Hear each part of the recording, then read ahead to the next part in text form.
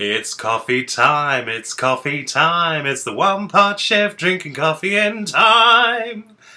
And that's still crap.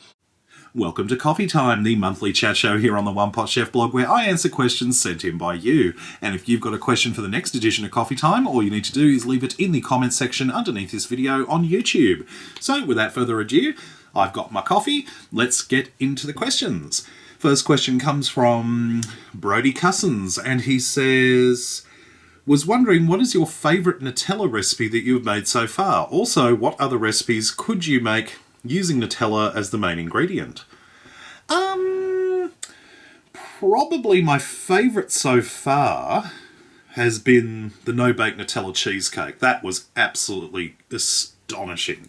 Although those Nutella French toast rolls have got to come a close second. They were really nice. Although I must admit you couldn't eat either of them on a regular basis. I mean, but particularly the French toast ones because fried in butter. I don't know, there are so many recipes for Nutella, and I try not to do too many of them simply because, well, mainly because I have to have Nutella in the house, and frankly, I'm still in recovery from Nutella addiction, so... But, yeah, there are lots of different things you can do. You can make cookies with them, you can make cakes with it. Oh, goodness, there's so many different things you can do with Nutella. I've got a couple coming up, maybe, but I'm hesitant to say what, because certain people are listening and, you know, let's just say I like to keep a few secrets. Okay, next question. Joe Willis. Why did you join YouTube all those years ago, and how did you find out about YouTube? I'm not quite sure how I found out about YouTube. I can't remember, it was too long ago, although that being said, I'm having trouble remembering what I had for breakfast yesterday.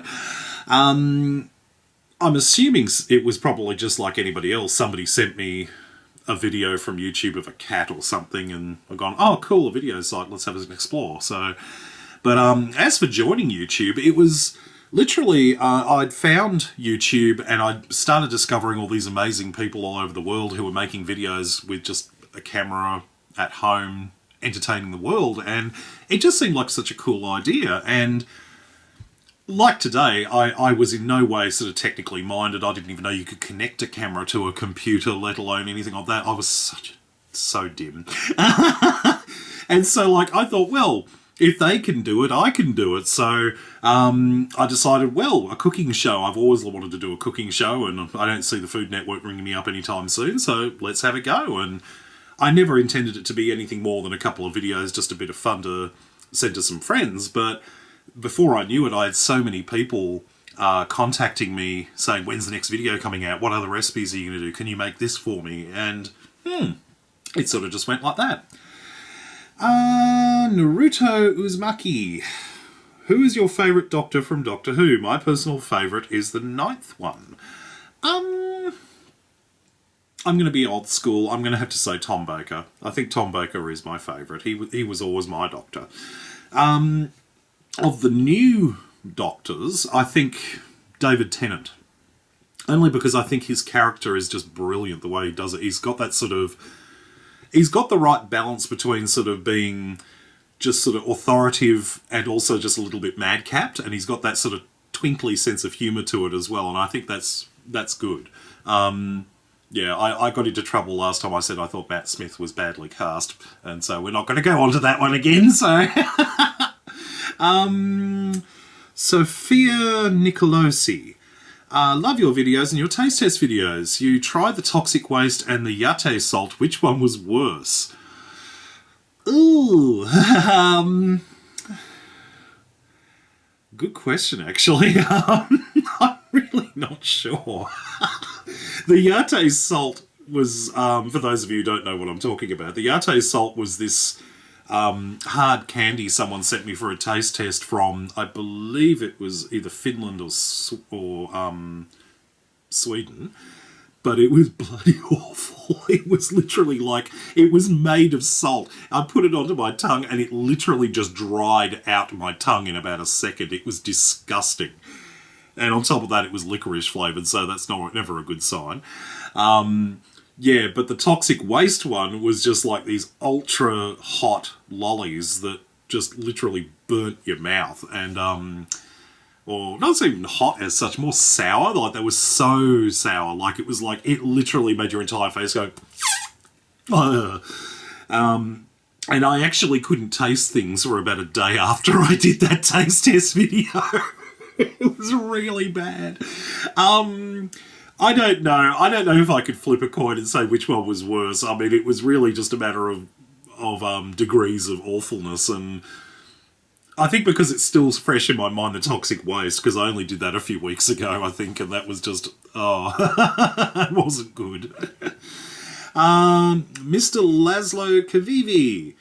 I have a legitimate question about Australian cuisine. Is kangaroo eaten in Australia? Have you ever eaten kangaroo, and would you ever do a video on the preparation of kangaroo? Yes, it is eaten in Australia. I have eaten it. I probably wouldn't do a video about it. Basically, kangaroo, it was never really a thing that was eaten by people in general until maybe about 20 years ago, and it became, because it was mostly used for dog food as far as I recall, but it came into sort of a bit of a fashion about 20 to 10 years ago, and it's now available in supermarkets. You can buy kangaroo steaks and kangaroo mince and kangaroo burgers, and pardon me, it is quite reasonably priced. That being said, I'm not really keen on it. I've had kangaroo steak before, and unfortunately kangaroo, you kind of have to have it fairly rare, because if you cook it to it's being well done, it dries out really badly and it loses a lot of its flavour. So if you're not a fan of having rare steak, kangaroo probably isn't for you. I probably wouldn't do a video about it because, unfortunately, outside of Australia, people generally only think of kangaroos as these cute little things in a zoo. And so when you're saying you're going to be making it like as a recipe, it's almost the same way of sort of saying, today I'm going to be cooking a panda. Like, people will just freak out. And I know for a fact that's true because my dear friend Nico made the mistake of doing kangaroo steaks, I think it was. I think it was kangaroo steaks about a year ago, and he has never stopped copping abuse over it. And people just don't get it. They just don't get that it's just like any other meat, because they can't get out of their head that it's a zoo animal, when in reality there's billions of the bloody things around here. They just don't go away. They're like a plague in Australia. That's why I think they've started to cull them for meat. So anyway, hopefully that answers your question. Not a big fan of Skippy.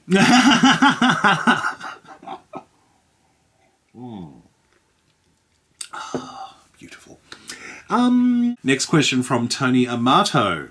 What is your partner Brian's favourite meal you prepare, and what is your favourite meal that Brian prepares? You gotta love a man that cooks. Brian's favourite meal that I prepare is probably lasagna. I don't do it a lot, mainly because I do my lasagna from scratch. I do a really big one, and it takes hours of work, and it's not something that I really like doing on a regular basis because it just takes forever. But that being said, it's pretty freaking good. As for Brian cooking for me, I'll let you know when it happens. Brian knows how to cook, but pretends that he doesn't. Mainly because I think he's a bit lazy when it comes to sort of like actually going into the kitchen and doing something. He is good at making an omelette and stuff like that, but if you're actually asking to make a full meal, like I'll sort of go, oh god, I'm sick, I can't get out of bed, I don't want to cook. His idea will be, okay, I won't make something for you, I'll go and order a pizza or go to McDonald's.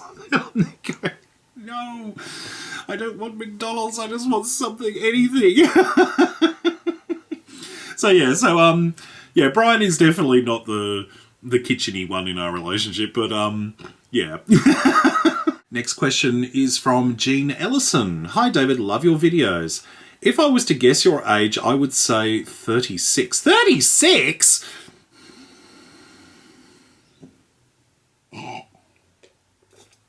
I'm not continuing with the video until you apologise. My questions are, what are your bloody questions? 36. What music do you like? Have you heard of Zentangle? It's a miniature abstract piece of art. And for your taste test from the UK, what would you like to try? What music do you like? I like all sorts of music, and to be honest, it terrifies people, I think, because, I mean, I'm doing a weird disco 90s thing at the moment in my car, and I'm almost hesitant to tell this story. I have a habit of sort of dancing while driving, listening to music. Oh, God. And I had a bunch of disco songs playing, and one of them was Ring My Bell, and it was the original really disco version of it. So I'm stuck at the traffic lights the other day, and I'm there going, you can ring my bell, ding dong, doing the whole head actions.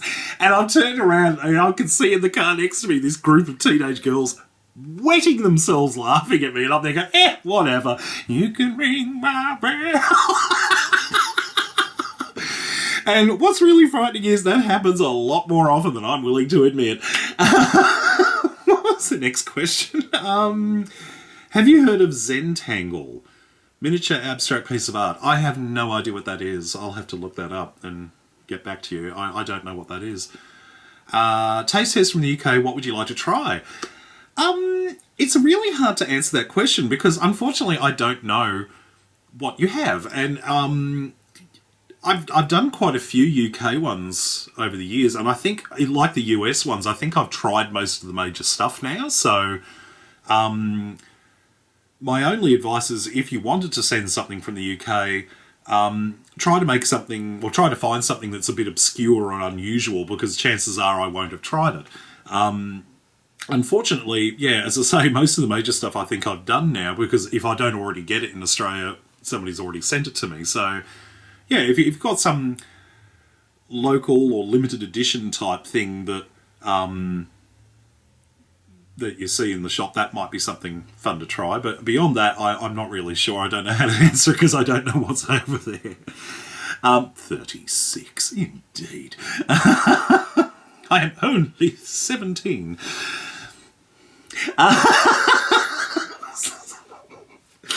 Moving on. Andrew Clark. What or who gave you the inspiration to become a great chef? I suppose my mum. The earliest memories I have are cooking with my mum in the kitchen when I was a kid, and she was probably the best home cook I've ever known. She was able to turn the most bland ingredients into something truly amazing. I've never been able to completely reproduce her beef stroganoff, but oh my God, it was to die for. And there's a few of her recipes I've tried to reproduce over the years, and it probably doesn't help the fact that she took a lot of them to the grave, and she gave me recipes before she died that were clearly designed to be a lie. They weren't real recipes. She sort of muddled things up deliberately just to sort of hide the secrets of her recipes, I'm certain. But some of them I've been able to decode, but yeah, I got the distinct impression she was going sort of like, you know what, I'm taking this one to the grave, but I'm going to make it look as if I'm giving you the recipe. Next question. Where are we? Oh, okay. From Pizza Pie 1212. Would you say that you're a better cook or chef, and do you prefer baking, cooking, or both equally? Well, for starters, I'm not actually a chef. I mean, let's put that on the table. Like, the One Pot Chef is a reference to the old TV chefs that they had on TV when I was growing up, where most of them weren't actually chefs. They were simply cooks that appeared on TV, and because they were on TV, they got called chefs. So that's where the reference in One Pot Chef comes from. That being said, baking and cooking, I definitely seem to have a thing towards doing the baking, and particularly with desserts and stuff, but I think it's mainly because that's what people want to watch. If I give people a choice between some salad and chocolate mousse, guess which ones they're going to pick to want to watch. So, yeah, that would be what it is. But I have a bit of an enjoyment for everything food-wise when it comes to cooking and baking and various different things, as long as it's simple and doesn't involve a lot of washing up, because I'm lazy. Even though I've got a dishwasher, I've got to still bend over and fill it. I mean, come on, give me a break. Jordan Williams. I have another question for you. How much would you say your life has improved since you left high school? I can't wait to graduate. Or also, I'll graduate and want to become a chef. Oh, okay, cool. I think my life improved immeasurably after high school, and I think most people's do. In the end, high school, like, I wasn't unpopular towards the end of high school, but I wasn't sort of top of the chain. That being said, I was never a student as such. Like, I was never really sort of... I don't think I was dumb. I think it was just that a lot of the stuff that they were teaching people in my school, it just wasn't really very relevant.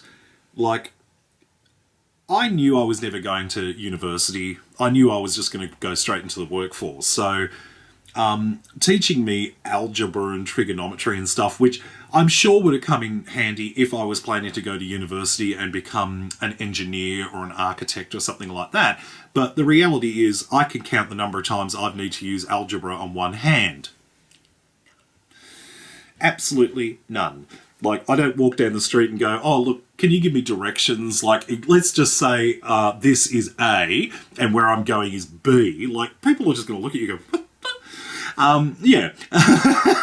So, socially, though, my life has improved incredibly from high school because, like, I did have a few friends from high school that I kept in contact with after high school, but as our lives diverged in different directions, they sort of slowly drop away, and you make new friends in the workplace and in other social activities, and yeah, and I think it's one of those things that sort of, if your high school experience is bad, just hang in there until it's over, because it doesn't last long, and once you get out into the real world, all the rules change.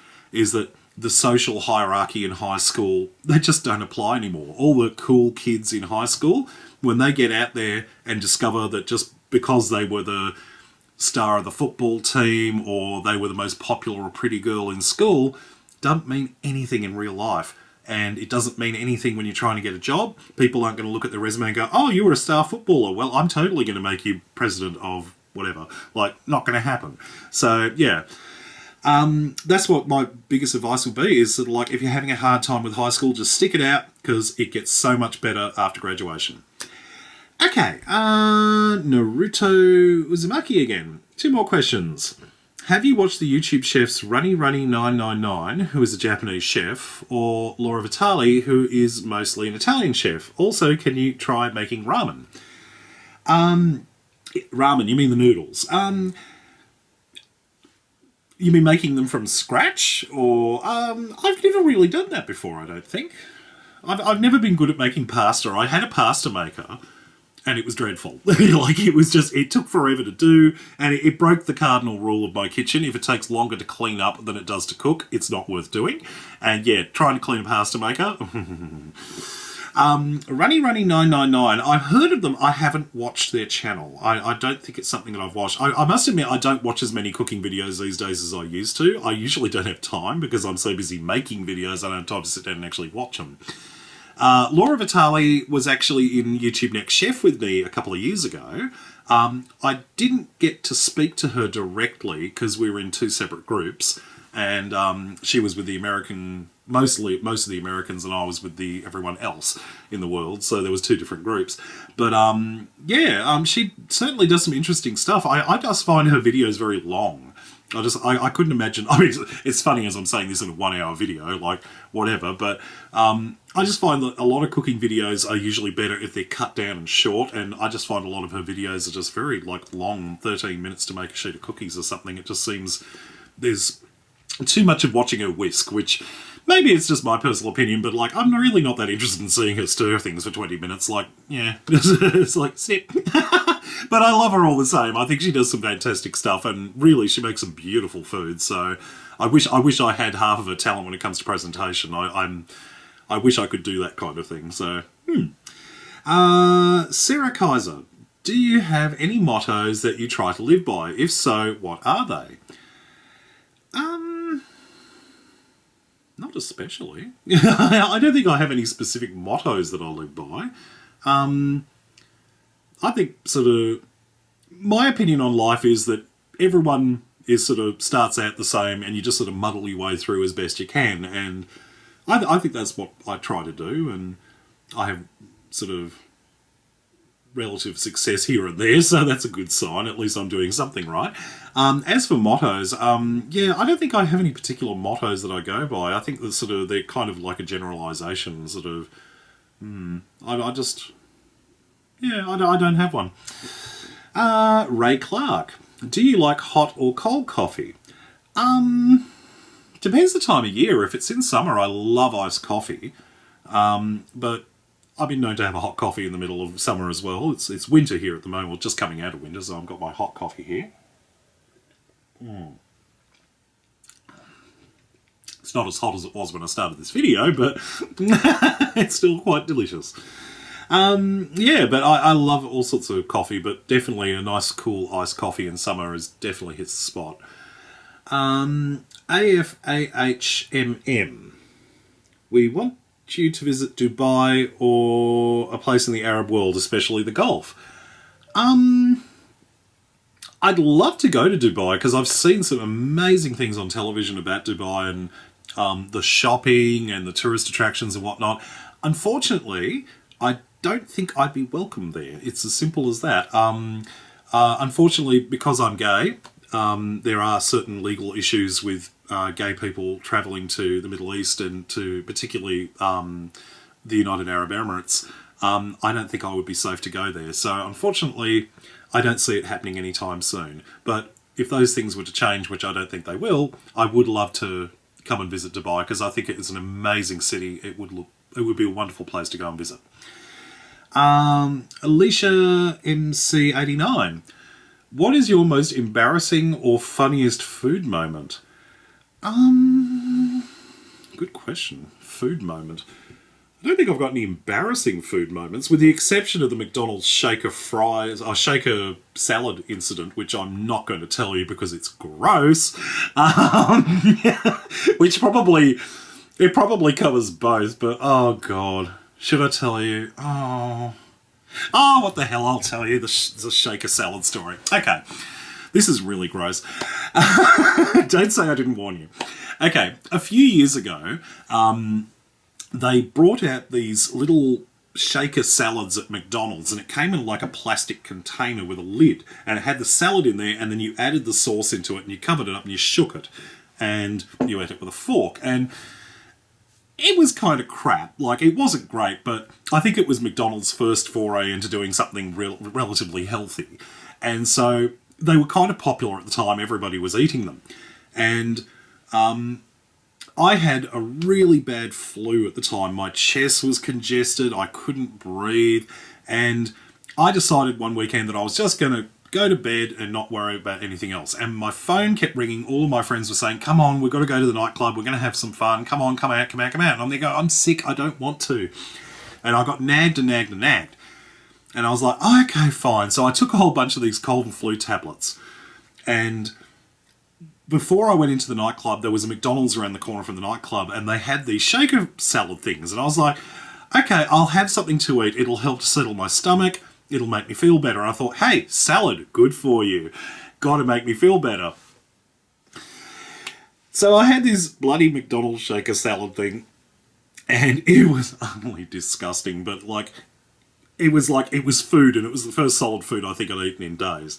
And so I went up to the nightclub, and my friends are going, yeah, he's finally here. And I'm there going, yeah, I wish I was dead.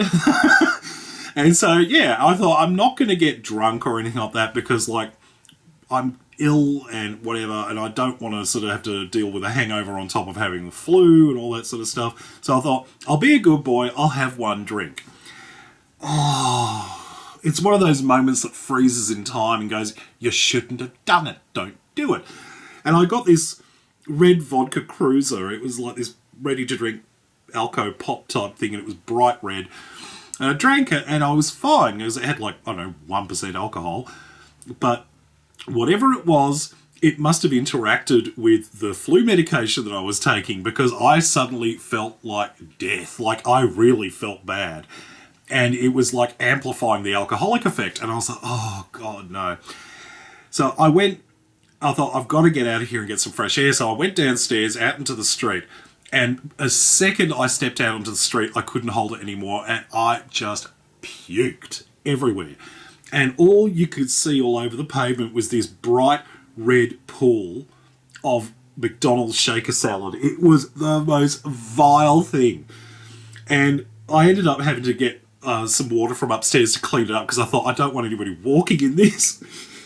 And what's really bad is this happened 10 years ago, and if you walk past that street, you can still see the stain on the concrete. Whatever the hell was in that combination of things, it's actually burnt into the concrete. You can still see the outline. And so every time, and what's even worse is I actually walk there quite regularly. I have to walk past there quite regularly, and every time I just shudder a bit and go, oh God, to keep walking. So that's my funny, embarrassing food story. I bet you wish you hadn't asked that question. Oh, God, I can't believe I told that story. Oh, dear. On a completely unrelated matter, they stopped making the McDonald's shaker salads about a week later. Not saying that that's got anything to do with it, but I do find that an interesting sort of extra little bit to it. Next question comes from Emmy Gullen. Can you say the following? I'm a gangster and gangsters don't dance with boogies. I'm a gangster and gangsters don't dance with boogies. I'm hoping you're laughing your ass off because I don't know what the hell that means. I have no idea what that means. Okay, so con acento canario, I hope I said that correctly. What are the differences between cream, heavy cream, whipping cream, and thickened cream? Also, can you make a doner kebab meat with white kebab sauce? I love it. Okay, the creams. Thickened cream. Well, let's start. Well, cream is basically the thick, fatty part of milk that rises to the top after they process the milk. And so they skim that bit off and that's cream. Heavy cream is basically a high fat content version of cream. It's usually quite thick. It's usually at least a minimum of 35 to 50% milk fat. Whipping cream is basically a thinner version of heavy cream that you can use to beat up with a whisk to make sort of whipped cream. And thickened cream is basically whipping cream, which here in Australia, thickened cream contains a small amount of gelatin, which makes it a bit thicker and makes it quicker to beat up so you don't have to be sort of whisking for so long. Doner kebab meat. I have no idea how to make it, to be honest. I heard a couple of people request it. White kebab sauce, I assume you mean the garlic sauce. That's really nice, that, but it's hyper garlic. Yeah, I've had a lot of people request doner kebab meat. I'm going to have to research it because I honestly wouldn't have a clue how to make it at home. Yeah, so I'll look into it. Gaming tips and news. Have you ever farted in public? Frequently. And, if you mean, have I done it like in front of a whole bunch of people or in front of a microphone or on television or something? No, but I don't know. I generally don't keep track of my gaseous emissions. I'm really not sure. I would assume that I have at some point. Bow High Rage. Hi, David. How are you? Fabulous. Oh, the next question's for my bad. I just clicked send. Okay, we'll get to your question. What is your favourite video game and why? P.S. Keep up the videos. Certainly try. I don't play a lot of video games these days, to be honest. Yeah, I used to, back in the old school days of Nintendo 64 and PlayStation 1, I had consoles, but yeah, I kind of went off it. I'm not really that fussed on games these days. Just trying to think. I don't even have many games on my iPhone or anything these days. It's sort of, yeah, I used to play Angry Birds, but yeah, I won't embarrass myself by saying the kind of games I used to play back in the day, because, like, hello, old. So, yeah, but I'm not averse to a bit of Tetris now and again. Oh god, I'm really hardcore and off the chain, aren't I? Banana bread. You should have tried In and Out when you were in California. Believe it or not, I really tried. I actually, it sounds like such a bizarre thing, but I was really uncomfortable driving on the roads over in Los Angeles, and I was 100% stuck on the GPS. I couldn't direct myself anywhere because the roads were just all over the place. I had no idea where I was going, and the signage over there is just awful. So, I couldn't find In and Out. I saw one once, but I couldn't figure out how to get back because it was on the opposite side of the road, and I had to actually turn around to come back, and I couldn't find it again. So, yeah, I really wanted to go there because I'd been told by Nico when he was over there that it was really, really good. But I did get to try Five Guys burgers, so that was my sort of consolation prize. I thought that was great, but I would imagine at some point I'll probably be coming back over there at some point, so I will definitely be trying it when I go over there. I will make a point of finding it. Mad Mullet 1990. Do you like fishing? I don't know. I've never fished. I have never gone fishing, to my knowledge. I can't recall a single situation where I would have gone fishing. I would imagine I probably wouldn't, mainly because I used to work in a service station, a convenience store, where we sold bait, and it stank, and it was in bags, and it would get stuck in your fingers, and you'd have to spend a fortnight trying to wash the smell off you, and I don't think that I would enjoy a hobby which involves sort of gutted bits of animals and stinking stuff that doesn't go away. Yeah. Oh dear. Ninja Dude 1021. Oh no. Coca-Cola or Pepsi? If you had to choose another language to learn, what would it be? Coca-Cola or Pepsi? You're deliberately trying to get me killed here, because any answer I give, people will go, no, you're wrong. Alright, I'm going to throw caution to the wind. I'm going to say Coca-Cola because I think Pepsi tastes like crap. Okay, that's not true.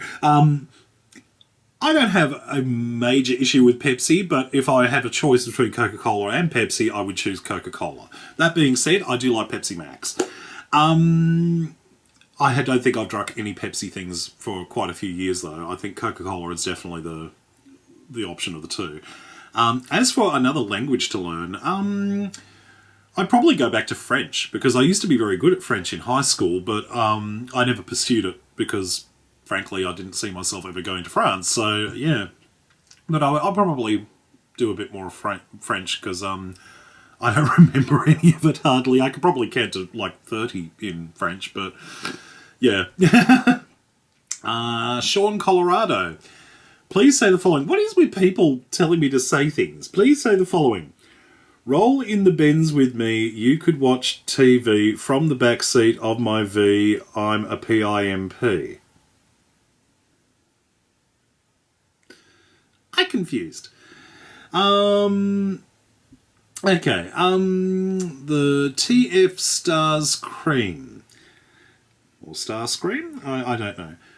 Why do you have a walking stick? I saw it on your blogs with Nico. Basically, I've got a physical disability, my spine is damaged, and I have difficulty getting about these days and getting in and out of chairs and whatnot, so I need the walking stick for stability. My legs sometimes stop working because of a certain issue with my spinal column and my cord, so my legs randomly stop working. So when it happens, it's good to have something to keep yourself sort of stable until you can get yourself down or whatever. So yeah, that's it. Next question. Super Duper DD Bear. What do you think of Jensen Ackles? Google him and prepare to orgasm. Jensen Ackles? I don't know who that is. I'll Google. Hang on a minute. Google.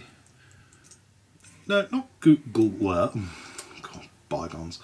Paste. Oh, him from that show I don't watch. Oh, okay. Supernatural. Yeah, meh. I have very particular tastes in men, and he doesn't really sort of fit into it. He's pretty. I'll give him that. But yeah, he's not my type. So you can have him. You can have him. He's all yours. Cable Mayo. If you had a friend who spoke to you in the same way that you speak to yourself, how... Oh, hang on a minute. What? If you had a friend who spoke to you in the same way that you spoke to yourself, how long would you allow that person to be your friend? I don't understand the question. Where that I speak to myself... You spoke to yourself. I don't speak to myself, unless I don't think I speak to myself. I assume you mean like if I had a friend who speaks to me the same way I speak in general. I don't know. I don't understand the question. That being said, I have a lot of friends who speak exactly like me. We're all outrageous and rude and flamboyant and insane, and we see each other maybe once or twice a year because the fabulousness is just too much and we can't contain it. I don't know. Mandy Dalton. Have you seen the movies Ghostbusters or Back to the Future? If so, which one do you like better? Funny you should say that. I watched Ghostbusters 2 just about a week ago, actually. It was on TV. I don't think I've ever seen any of the Back to the Future movies. I don't know. I haven't seen the first Ghostbusters in years, but Ghostbusters 2 was on the other day, and I'd forgotten how fun but sort of deeply silly it was, but it was entertaining nonetheless. Yeah, but I've never seen any of the Back to the Future movies.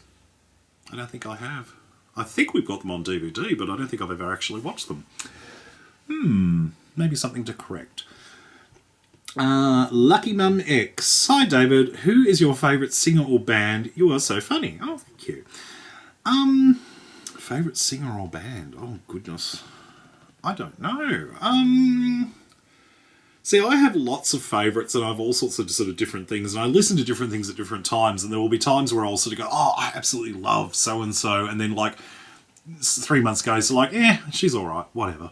But I love so-and-so now. So yeah, I don't know. As I said, I'm going through a real sort of 70s disco, 90s thing at the moment, and I've been listening to Urban Cookie Collective in the car recently, and it's like, hey, it feels like heaven. Oh God, that's sad.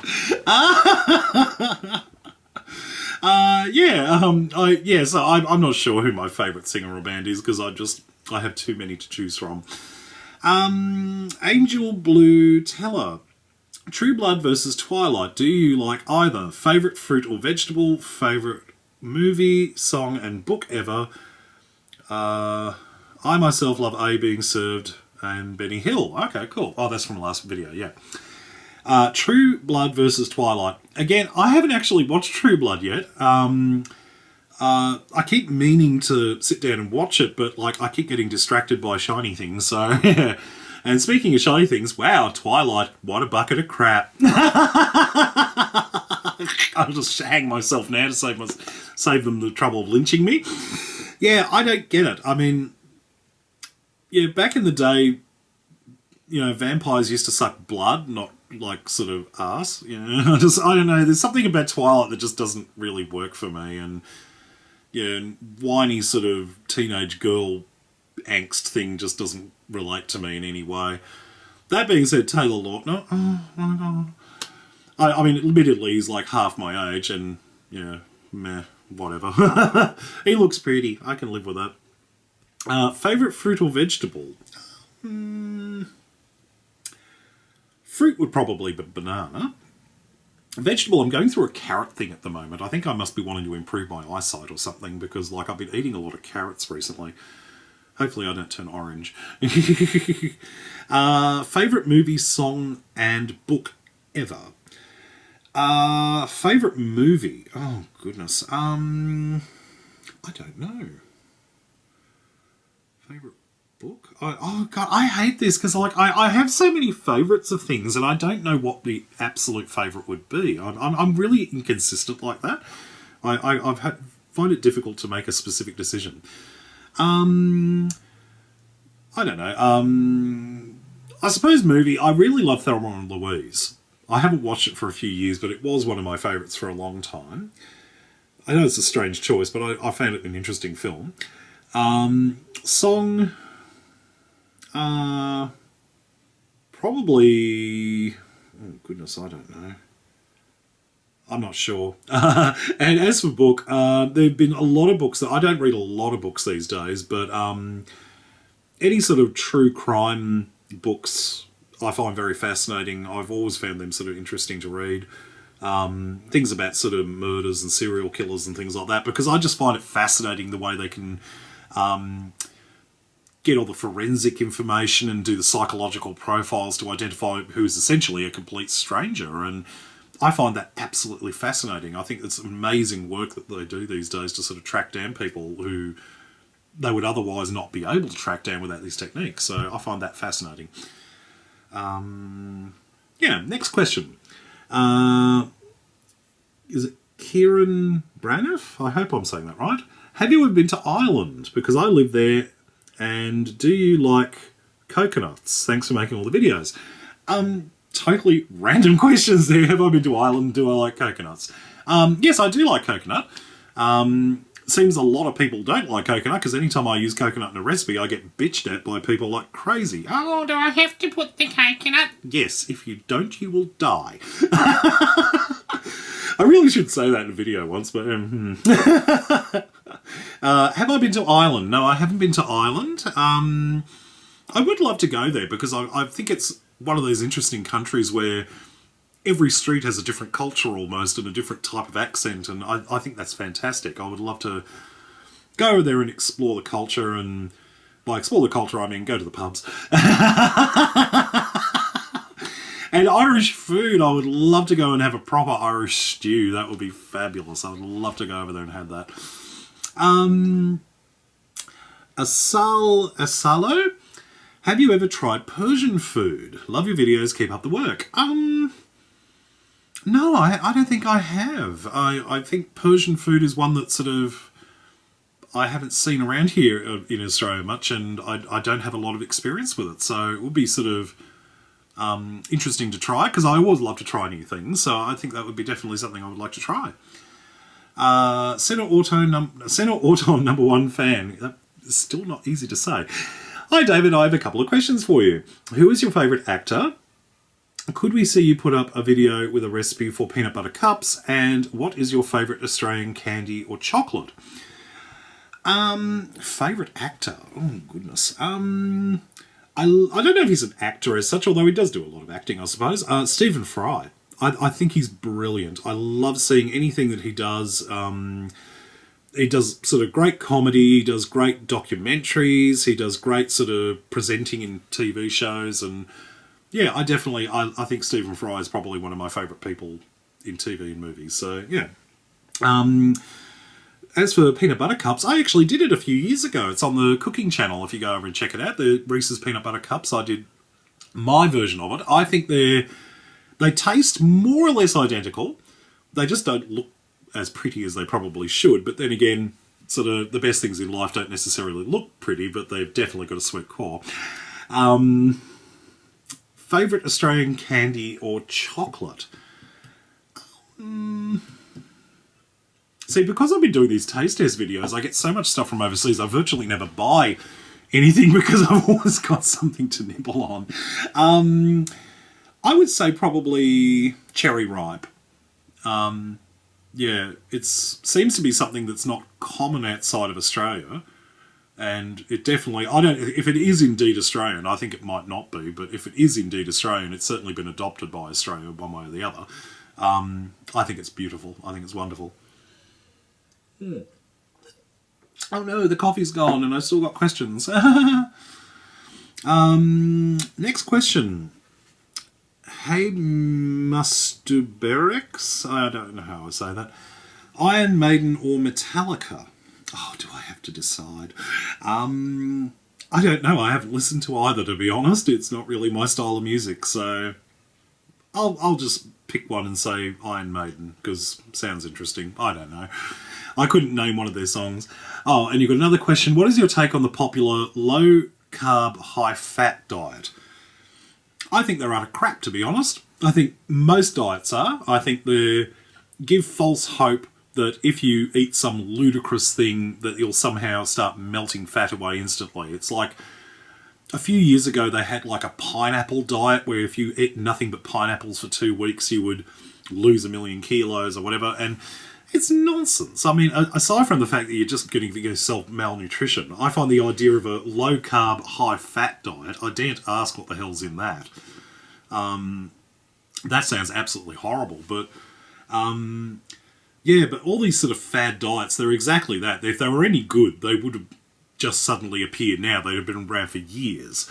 And people would actually go, you know what, they actually work. They wouldn't have to sort of be selling books on it or going on the shopping channel and going, oh, it's amazing. I ate nothing but beetroot for 3,000 years and now I'm a rake. Like... Yeah, so, yeah, I personally think most of those diets are just an absolute load of nonsense, so I think sort of the best idea is to sort of like just cut back on the naughty stuff and do a bit of exercise. I mean, it sounds simple, but like, in my case, it's not easy to do because, like, hey, my spine is destroyed, so I can't really do a lot of running or jumping or anything like that, but I do my best to try and keep as healthy as possible. So, yeah. Kristen Mercer, have you ever thought of doing a meet and greet? Not like you would ever come to Wisconsin, though. I actually wanted to do a meet and greet when I was in LA about 6 months ago now. Unfortunately, the schedule was just really tight and I didn't have a lot of time to do it. If I wasn't filming, I was basically recovering from the jet lag, and if I wasn't recovering from the jet lag, I was just exhausted from filming all day. So, next time I go over there, I will definitely try and schedule it better so I can actually do a meet and greet type thing, because I would like to give people the opportunity to come and say hello, because I would love to meet people. I love to meet people, and I'd love to meet people when I'm overseas, and that would be great fun. So I'll definitely try and get it sorted out next time. Pardon me. Sarah Kaiser, what is your best childhood memory? I don't know, to be honest. I don't have a lot of childhood memories left these days. I'm getting old, so I can't really remember a lot of them. But, yeah, I think probably just cooking in the kitchen with Mum. That would be my favourite things, because it was just so much fun, and we were just sort of sitting there working together and cutting things up and stirring things and whatnot. And, yeah, that would probably be my favourite. Rosie Freckle. Hello, David. Rosie here. What is your favourite pizza? Yesterday I saw a Mexican pizza complete with chili, beef, peppers, onion, cheese, spicy sauce, and topped with nacho chips. How does that sound? What is the strangest ice cream you've ever had? In the UK, we have peanut butter and jam with mini Reese's in it. And the strangest I've had is Red Bull ice cream in Austria. It was so good. Mexican pizza sounds... I can't imagine having a pizza with nacho, like, chips on top. That just seems odd. I'm not big on spicy stuff. I think I've mentioned before about the Aussie pizza that we have over here, which is bacon and eggs on it. And I mentioned it in a couple of videos ago, and people go, oh, I'd love to see that. You have to do a video. And I actually have. It's coming up in a couple of weeks, so you'll have to stay tuned. So I made a homemade version. I've never made it at home before. I thought I'll give it a go and see how it comes out, and it was so good. It was so yummy. So you're definitely in for a treat coming up. As for odd ice cream, Red Bull ice cream, I'm not a big fan of Red Bull as it is, but the strangest, I've actually got a video on here on the blog channel. When I went over to visit Nico in Perth about a year or so ago, we had the pleasure of trying what is possibly the weirdest flavour of ice cream in the world, which is fish and chip flavoured ice cream. It literally did taste like fish and chips. It was really strange. I don't know how they do it. I don't know how they make it. I don't want to know what the ingredients are. I assume fish and chips is definitely in it. But it's got my nephew trying it as well with me, and it was just weird. It really was. It was definitely something that if you had the opportunity to try it, you should definitely try it, because I just don't think words entirely convey the experience. So, yeah, it's a singular experience to say the least. Next question from Junior Sim fan.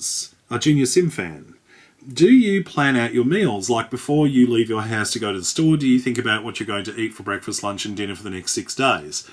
I used to do that, but it doesn't really work for me personally, mainly because it works for most people. If you have a meal plan, you can really get efficient with your shopping and make sure you're not overspending and stuff like that. Unfortunately, as my job is being a YouTube cook, it throws out the entire system simply because I don't necessarily know what I'm going to be cooking week to week for the videos because I'm not always that well planned out. And I don't necessarily know how much of this stuff I'm going to have once I've cooked it.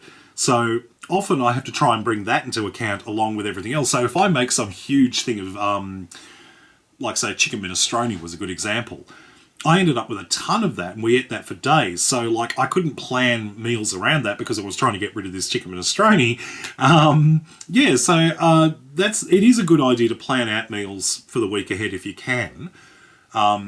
It's definitely a dollar saver because if you go to the shop with a plan for exactly what you're going to be cooking for the next 6 days or 14 days or whatever, it works because you're not tempted to buy extra bits and pieces. If you stick to the list, you've got everything you need for a week or 2 weeks or whatever.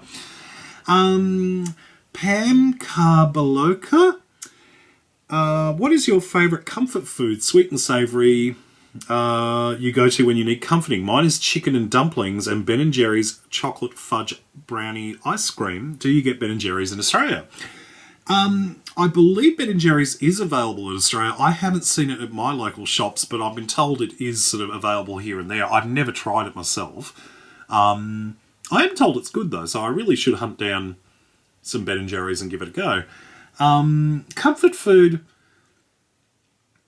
It's funny you should say chicken and dumplings actually, because at the moment my go-to meal is some beautiful pork wontons in chicken broth, which is from this noodle shop around the corner. If I really just want to have something warm and tasty and I don't really want to put a lot of effort in, I just go around there and grab this beautiful bowl of these beautiful pork wontons, and I would love to reproduce it. I've tried to and failed miserably, but it's just gorgeous. And yeah, it's got bean sprouts and spring onion. It's absolutely delicious, and it really is the ultimate comfort food, particularly in winter when it's freezing cold. As for sweet, it's got to be cheesecake. It's got to be cheesecake for comfort food. In fact, I've actually got some cheesecake in the fridge right now, not because I need comforting, but because I've been working on a video. I did an experiment and I wanted to test out the recipe before I filmed it, and I'm not going to say what it is because, secret. But the experiment was successful, and so I will be filming it in the next couple of days, so it'll be coming up soon. Let's see. Next question from GD. GD is good. 7. You are so entertaining. I'm a huge fan. I don't believe you mentioned if you ever got trained to be a professional chef. If not, and you had the opportunity, would you like to do that? I've not been trained as a professional chef. I worked as a short order chef in a cafe and a restaurant. And so I basically got thrown into a kitchen and say, right, do it. And so I had to quickly learn things for myself, and I never got any formal training as such. That being said, I'm always open to learning new things. So I would love to if I had the time, I would love to go and do a course or two and learn different skills.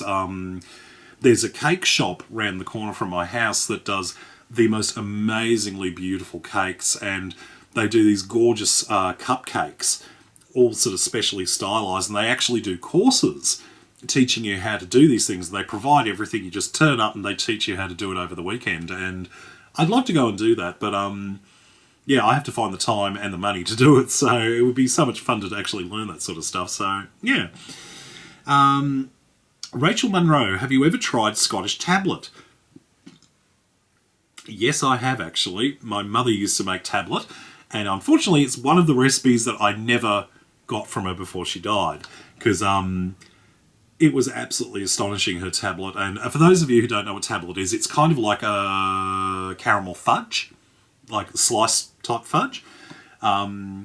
It's absolutely beautiful. It's ludicrously sweet and has about 18 kilos of sugar per square inch. But my God, it's good. Yeah, I never got Mum's recipe for it, though. I do have a recipe for it, but it doesn't work. So I think it may have been another one of Mum's ones where she slightly altered the recipe and took it to her grave. So I don't know. I have given up trying to reproduce it because I think it's one of those things where I'll never get it exactly as Mum did it. So I don't want to continue sort of failing at it. So I'll just have to move on without it. I do love tablet though, so it would be great. Next question from Pink Gumdrops. Oh my God, I love you for knowing Are You Being Served? Are you a big fan of Britcoms? Which ones were your favourites? I always been fond of Keeping Up Appearances in the British Empire and Blackadder. I love British comedies. I've got all sorts of different ones that I go back to again and again. I love Absolutely Fabulous. I could watch that endlessly. It's just so brilliant. Keeping Up Appearances, I used to watch it years ago, but I can't really get into it again because it just seems to be the same thing over and over. The British Empire, it was funny at first, but again, it sort of lost its thing. Blackadder was always brilliant, particularly Blackadder 2 and 3. I just love what a nasty character he is in that. Yeah, I love all sorts of British sitcoms. I'm watching The Good Life again at the moment. To the Manor Born, Penelope Keith, you got to love her. There's too many to name, but I love British sitcoms. I've got to love them. Yanni Hurt, I love your show, so here we go. Number 1, if you could mix 2 foods that you do not see, what would it be? If you could have dinner with anyone alive or dead, who would it be? And who is your favourite Star Trek captain? Kirk, Picard, Sisko, Janeway, or Archer? Damn, you people are going to get me in trouble with these questions. Mix any 2 foods that you don't... So I assume 2 things you don't normally mix. I don't really know. I'm not sure. I'll skip that one. I'm not sure. If you could have a dinner with anyone, dead or alive, who would it be? I don't know. I would love to meet Stephen Hawking, and I don't know if I could have dinner with him because I'm not sure if having dinner with someone with his conditions would actually be possible. But I would love to have a conversation with him because I think he's quite easily the most brilliant human being alive. As for dead, I don't know. It would be interesting to meet someone like Shakespeare or maybe someone from ancient Egypt. I don't know. It's an interesting question. Favourite Star Trek captain? Oh man, I'm going to get so much hate mail over this. I'm going to say Picard. Simply because I think of all the captains, I think he was the one who was the most well-rounded character and was very interesting, and I liked his character. If, however, we're going for the favourite captain, the one that I would like to, favourite, Archer. Although I'd push him out of the airlock if I could get to Trip. Jabilo 4. I love your cooking videos. What would you have as your last meal? If you found out you only had 3 weeks left to live, what would you do? I suppose a giant cheesecake for my last meal would work for me. As for the last 3 weeks to live, I'd probably go and settle a few old scores. If I've got 3 weeks to go, what are they going to do to me? I'll go up there and give them a good smack. I don't know. If I had 3 weeks left to do, I'd probably do what I normally do because, I don't think there's a whole lot I could sort of do in 3 weeks. Like, the things that I would like to do before I die probably are a bit more involved than what would take in 3 weeks, so I don't know. I'd probably just go around causing a lot of trouble and inconveniencing people just for the hell of it, because I think it would be funny.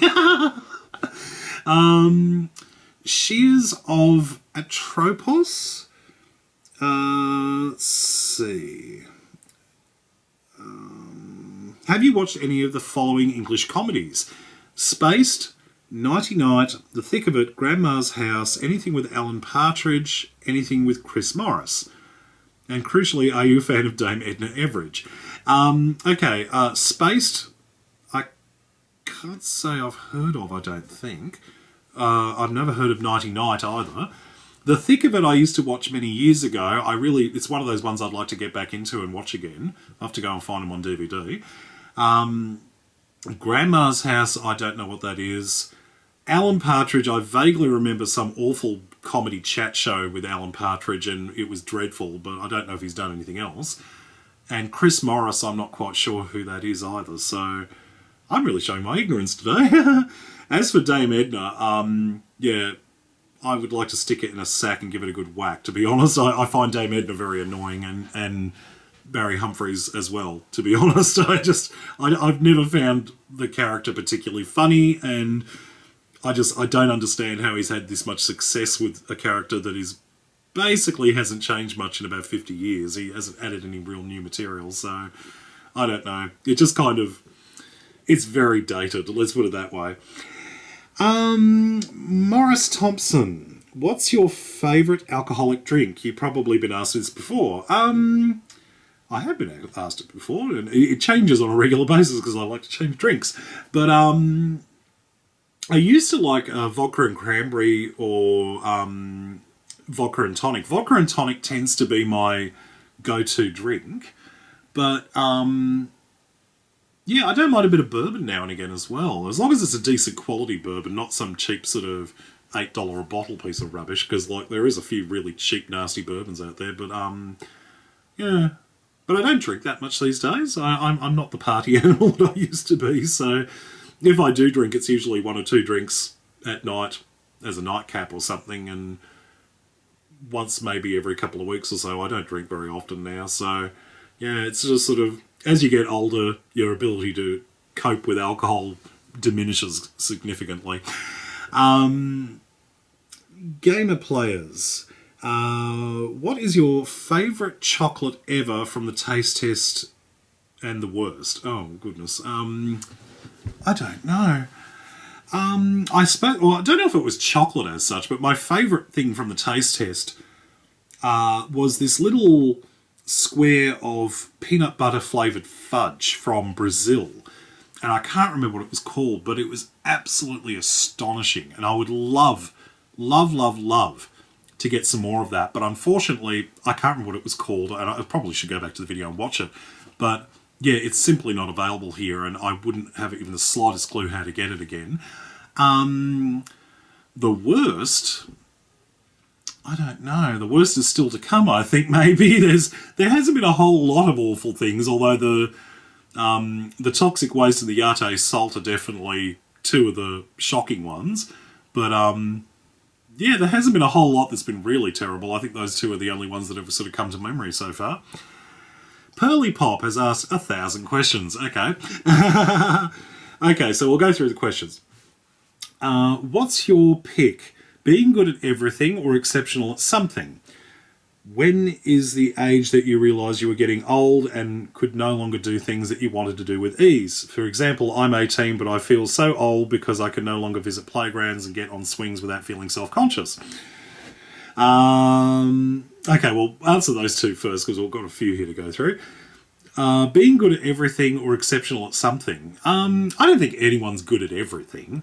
I think everyone is exceptional at least one thing once in their life.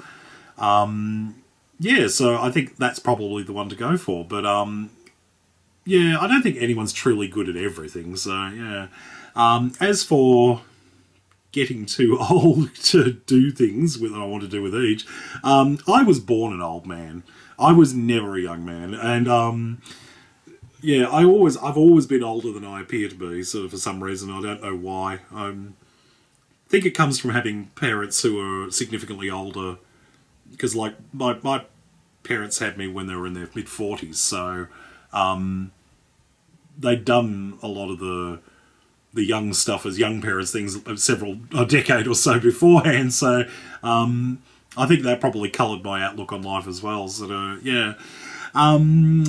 would you rather have different types of pasta every day or rice with different types of dishes?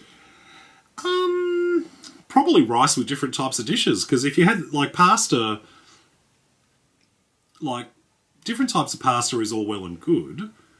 Or are you saying different types of pasta with different types of dishes every day?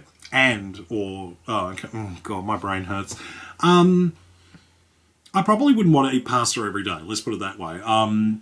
I'd rather have rice every day than pasta every day, so we'll go for that one. There we go, that makes sense. What did you most like about being a teenager, and what did you hate the most about it? I don't know.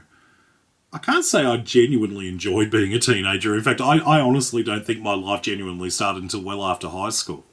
But I think generally I didn't have anything that awful in my life at the time. I mean, there was bullying and stuff like that when I was in my early teens. But by the time I was sort of graduating, that stuff was all in the past. And I'd changed schools and all that sort of stuff was well and truly behind me. But, yeah, I think most of my problems when I was a teenager were mostly the sort of standard angsty sort of teenage issues that I think pretty much every teenager goes through when you're going through these massive biological changes and hormones rushing like crazy. It turns you into a monster, and that's pretty much what everyone goes through. So that would be it, I'd say. What type of friends would you rather have? A secretive one or a greedy one? I don't think I'd want either, to be honest. I can't honestly say that either sounds particularly appealing. Which food you eat every day, or which food would you eat every day if it was scientifically proven to be healthy? I am waiting for the day when they scientifically prove that chocolate melts fat, because I will literally bathe in the stuff. What's your favourite quote that you think would help you get by every day? I don't think I know any quotes. Yeah, I'm not a quoter. Quoter? What was your favourite subject when you were in school, and what is your least favourite and why? Favourite subject would probably have been science. I did really well in science. I used to enjoy that you could do different subjects within science, like sometimes you do biology, sometimes you would do astronomy.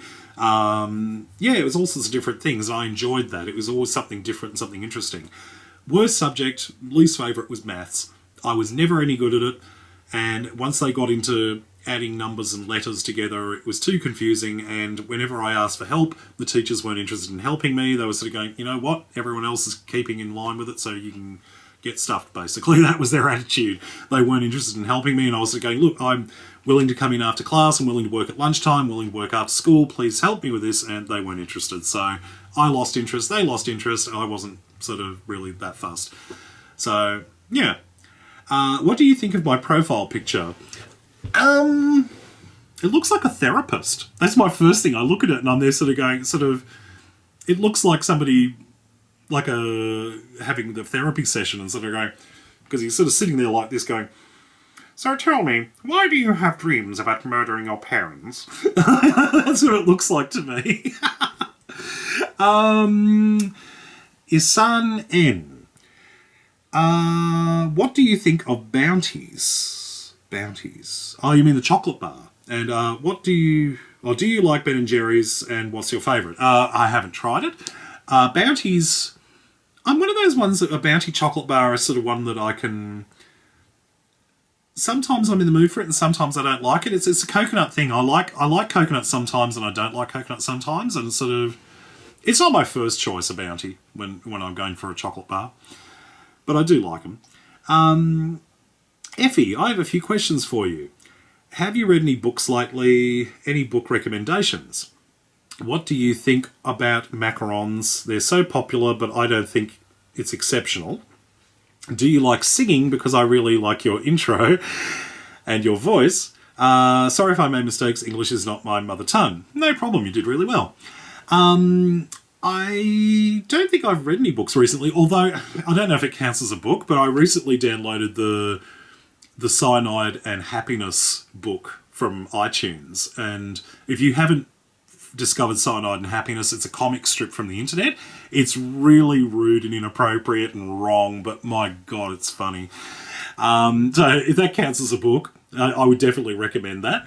Macarons, I don't understand what the fuss is all about. I've tried to make them in the past. They're just so needlessly fiddly. Like, I don't mind having one if somebody else has made it, but I couldn't be buggered making them, to be honest. I don't think they're that good.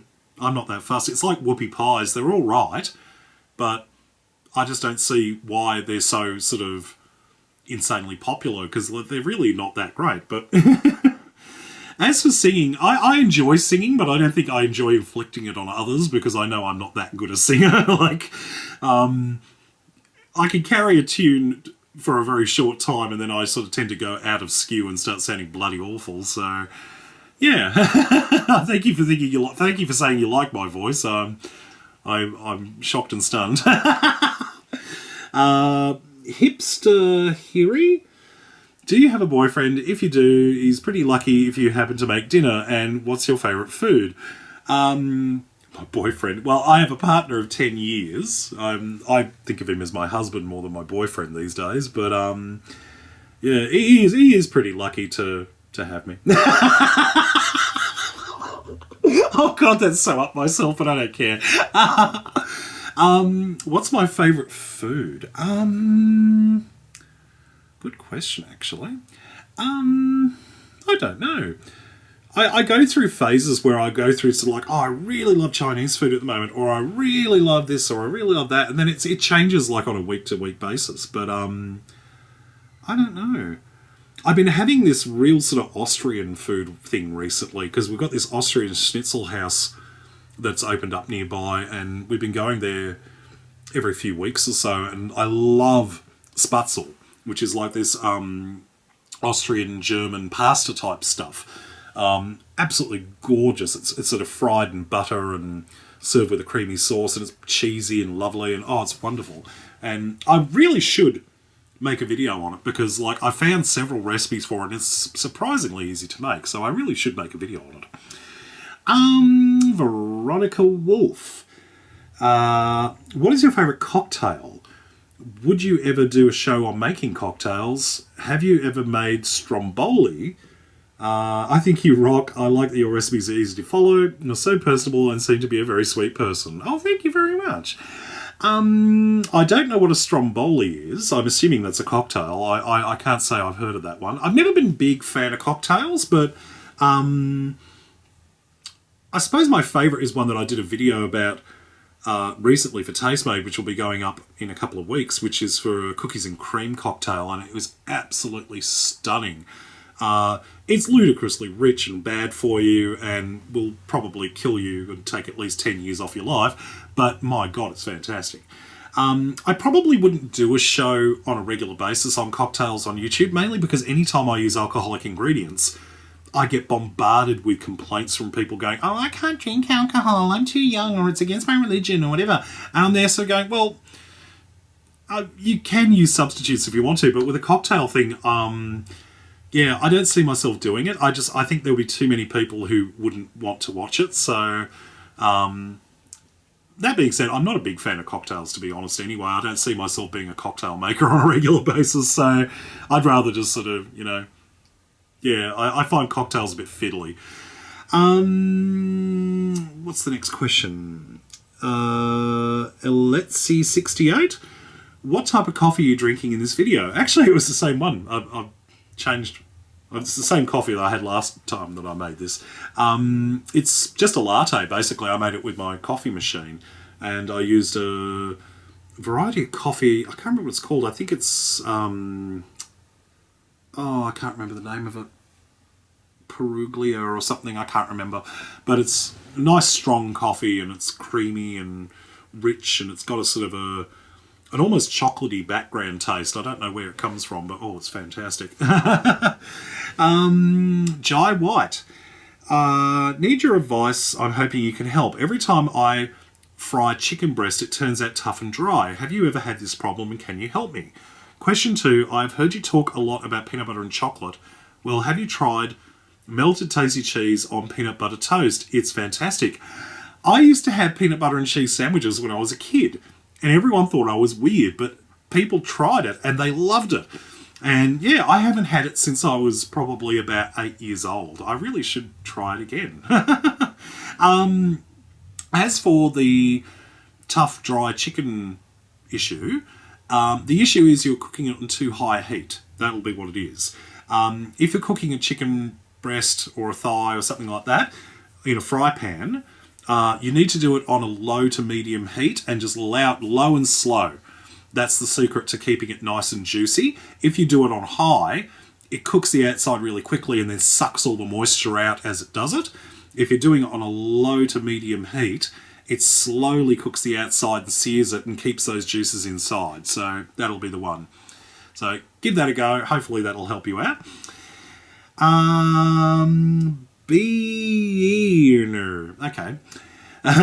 What candy bars in the USA would you like to try most? I just might send you some if you give me a good list. I think I've tried all the major ones in the US, to be honest, and frankly, I don't know what's over there. In fact, when I went over there, I actually went to a supermarket and went to the candy section specifically because I was thinking, oh, I can finally see sort of like all these amazing new things, and I'd actually noticed that I'd tried a great big deal of them. I didn't realise that I'd gone so quickly through all the USA stuff. But same advice as I did to the person who was asking about UK stuff. If there's something that's limited edition or something that's regional or unusual or hard to find, chances are I probably haven't tried it. And if anyone can find the Java Twix, the coffee-flavoured Twix, you will be my best friend forever, because that was fantastic. I don't think they make it anymore, but oh my God, that was gorgeous. And restarted my Twix addiction. Mr. Reputation 73. I don't know if you had a lot of experience with Scandinavian types of food, but if you have, what do you like making? And how is life being a cook and being in a good relationship with a guy? Keep on going. Keep on keeping on. I don't have a lot of experience with Scandinavian cuisine. I made Swedish meatballs ages ago, and I was told by more than a few Swedish people that it wasn't traditional, and I was like going, I don't care if it's not traditional, it was tasty and I enjoyed it, so it was my version of it and that was it. As for being a cook and being in a relationship with a guy, works for me. Keeps me busy. I think we sort of balance each other out. I cook, he eats, and that sort of...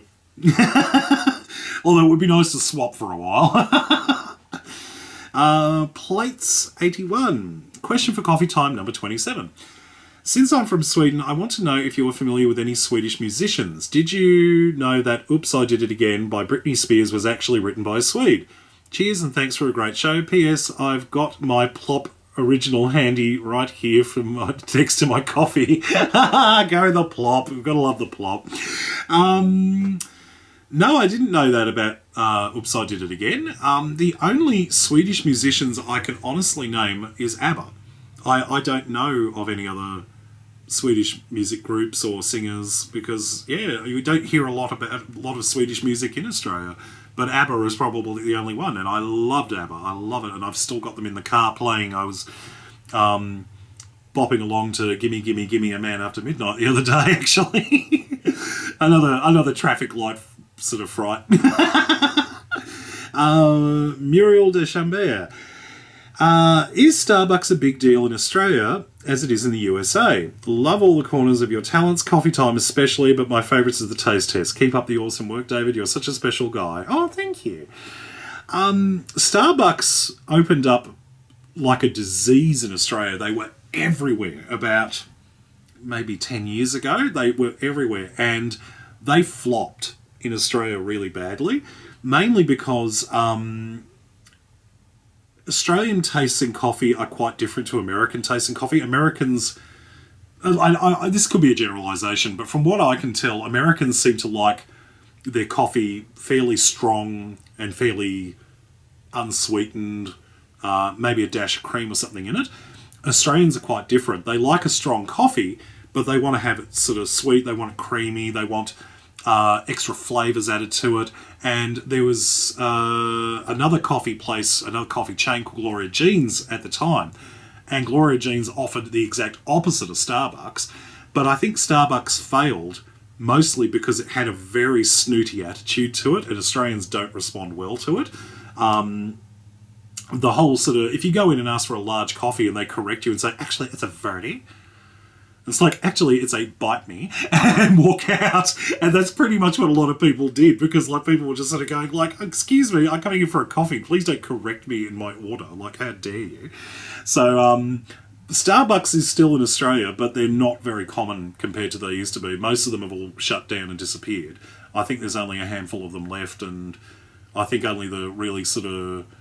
They're only in tourist areas where tourists are more likely to have it than locals. So I was never fussed on Starbucks. I did try it a couple of times, but I didn't really like their coffee much, so... What can I say? I probably insulted America with that statement, but whatever. Frizzy Chrissy, what was your favourite holiday? Any holiday where I don't have to cook, where I can have a sleep in. That would be lovely. Do you mean like a public holiday, or do you mean actually going away sort of type holiday? Probably recently, like just last weekend, I had a lovely weekend away with my partner for our 10th anniversary. And we went to Sydney, and we stayed in a nice fancy hotel, and we went on this beautiful cruise across Sydney Harbour and had a lovely meal. It was wonderful, and it wasn't sort of an expensive or complicated type thing. It was just simple and fun and romantic, and it was wonderful. And just the simple thing of going on a little boat across Sydney Harbour for a few hours and having a meal and checking out the views, it was wonderful, and I really enjoyed that. And a little mini break that really did recharge the batteries. It was wonderful.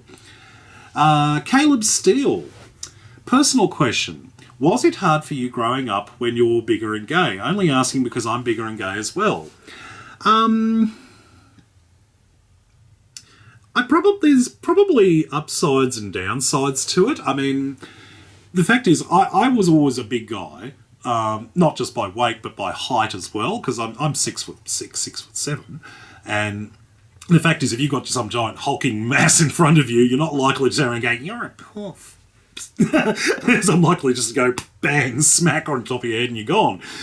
So there's an advantage to that. I didn't have to deal with a whole lot of homophobia or anything in high school, because I did actually come out during high school, although it's definitely not something that I would recommend to everyone.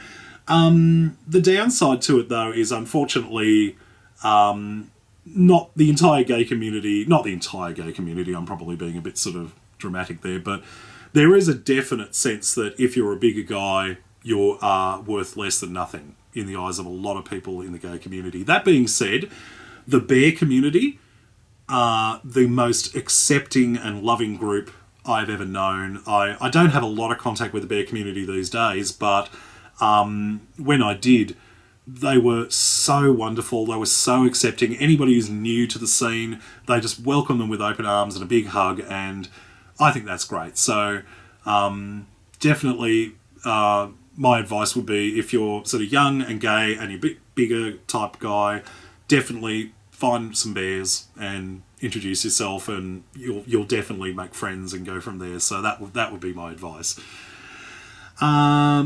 Shears of Atropos, I think that was one before. Have you read any books by Patrick White? If yes, what is your opinion on him? I've not heard of Patrick White, so I haven't read any of his books, but my opinion is that he is certainly a humanoid. I can't be wrong with that one. Nim. How did you meet Nico? Have you seen any of Sorted Food or Laura Vitale's recipes? I think we've covered that one. Would you ever make a vegan dessert? Okay, how did I meet Nico? Nico contacted me about 6 months after I started making videos on YouTube, making cooking videos and whatnot, because he was just started making cooking videos himself and had just uploaded his first couple of videos, and he asked me to have a look at his videos and give him some advice and what I think of the videos, and I did, and I sort of went, I said, oh, you look really good, oh, the food looks great, but gave him a few tips about editing, and we developed this friendship, and we started sending messages to each other, and eventually Skype came along, we started having calls with each other, and we've been good mates ever since, and we talk to each other at least a couple of times a week. I've been over to his house, we've met up in Sydney. We're good friends, and it's a good relationship. And one of the wonderful good things about YouTube is that you end up meeting people that you would, in otherwise, probably would never have met. We've been to Laura Vitale's Sorted Food. I have watched some of their videos because they're on the Tastemade network along with me as well. They're pretty hard to ignore, to be honest, because they're bloody everywhere. They do some interesting stuff, and I like that they've basically got the idea, similar concept to me, where sort of they're teaching people basic cooking ideas and trying to target people who would otherwise not have cooked before and tempting them in there with doing something simple and fun. And I think that's a good concept. Vegan dessert.